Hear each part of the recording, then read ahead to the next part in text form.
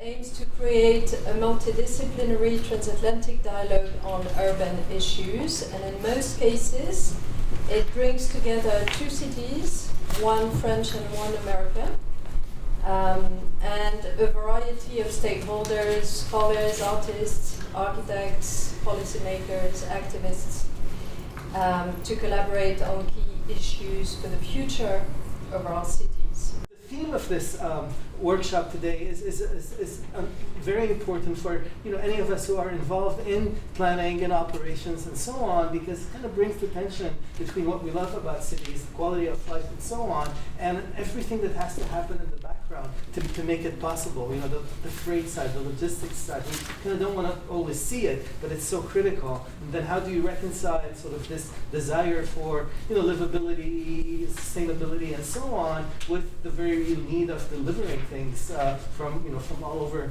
the world to our great cities. Unlike the rest of the country where individual railroads own their own infrastructure, here in Chicago a lot of it is shared or has operating rights agreements. And so if something is everybody's problem, sometimes it becomes nobody's problem. To be honest, it's the decision of the city hall to include urban logistic equipment of at least 500 square meters in station in 2016, which pushed SNCF to take the logistics subject in hand. What we were looking at for the inspiration, and that's the main thing I want to talk about today, is our inspiration for this very large building is very much founded in the city of Chicago. A lot of airports see themselves a little bit more as the extension of the travel experience with high-tech materials and very much sort of like the extension of feeling still being on the plane.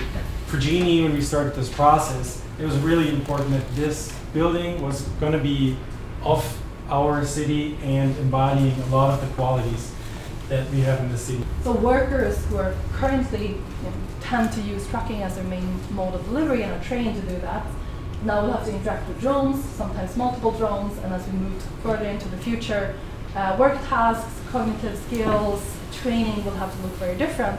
And so workers have to be connected to more resources, and many workers might be made obsolete by the system, so we need to think about that.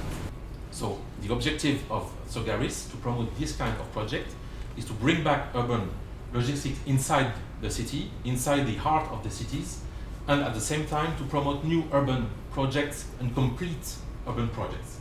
Another example for context-sensitive building is the design for UPS in Red Hook, Brooklyn, New York City, which looks in many ways but does not look like a classic warehouse.